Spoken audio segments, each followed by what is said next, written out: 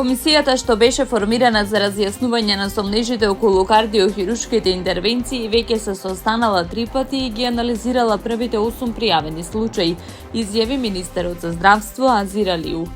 Министерот вели дека на првиот состанок била договорена методологијата за работа, на следните состаноци биле анализирани 8 случаи за кои беше доставена медицинска документација од неколку здравствени установи.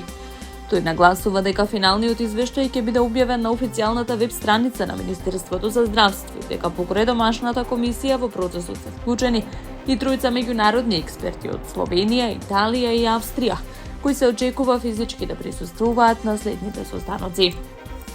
Извештајот на домашната комисија и оној на меѓународните експерти ќе послужат како основа за креирање на нови политики во областа на кардиологијата и кардиохирургијата.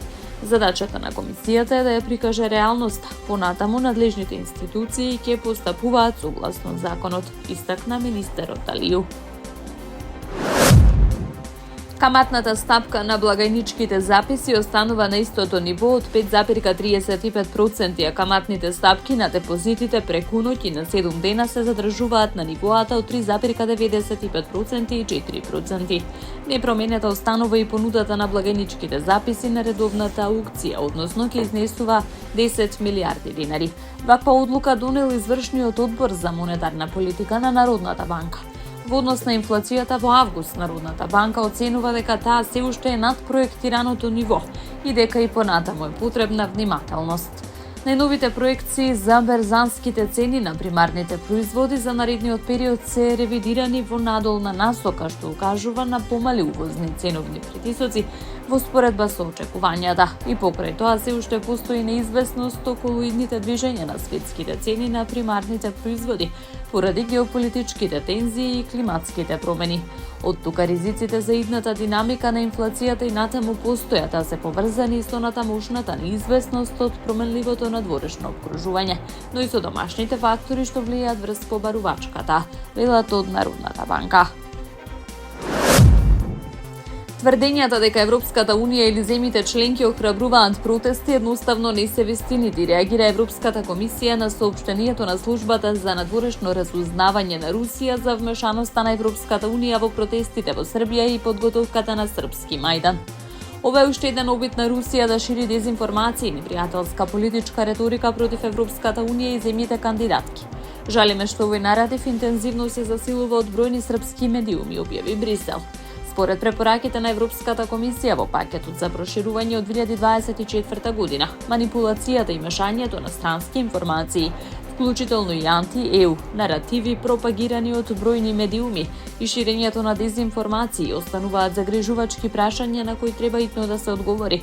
Се додава дека, како што неодамна изјави комесарката за проширување Марта Кос во Европскиот парламент, Србија е земја кандидат за Европската Унија.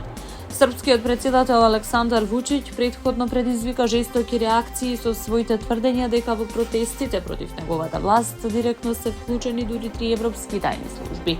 Иако изјави дека не може да каже кој, тој остави простор за шпекулации и сомнежи кои дополнително ја зголемуваат политичката тензија во земјата.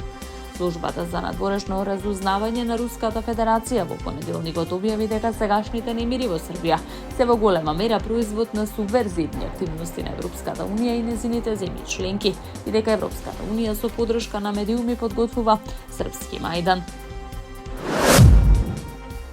Председателот на Соединетите Американски држави Доналд Трамп потпиша декрет со кој се продолжува рокот за кинеската матична компанија на TikTok ByteDance да ја продаде популарната социјална мрежа на некој што не е поврзан со Кина до 16 декември. Ова е 4-ти пат од јануари. Белата куќа да го продолжи рокот за спроведување на законот донесен од Конгресот кој предвидува забрана на платформата во Соединетите Американски држави доколку не се продаде.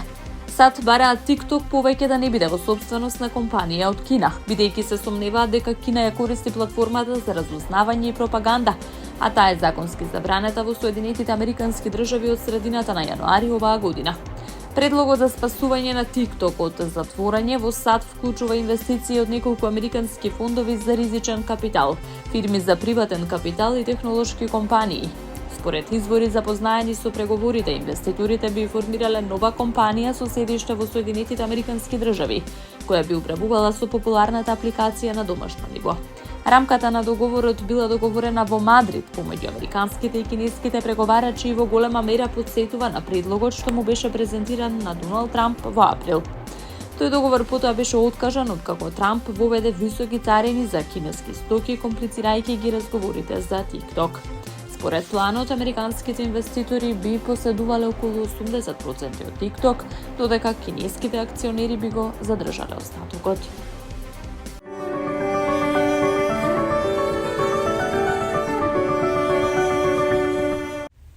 Во наредните денови не очекува сончево време со посвежи утре и постепен пораст на дневните температури, информираат од Управата за хидрометролошки работи. Во текот на утрешниот ден ќе дува умерен до засилен северен ветер, локално со брзина над 60 км на час. Минималната температура ќе биде во интервал од 3 до 15, а максималната ќе достигне од 19 до 20 степени Целзиусови. Во Скопје минималната температура ќе се спушти до 11, а максималната ќе достигне до 26 степени.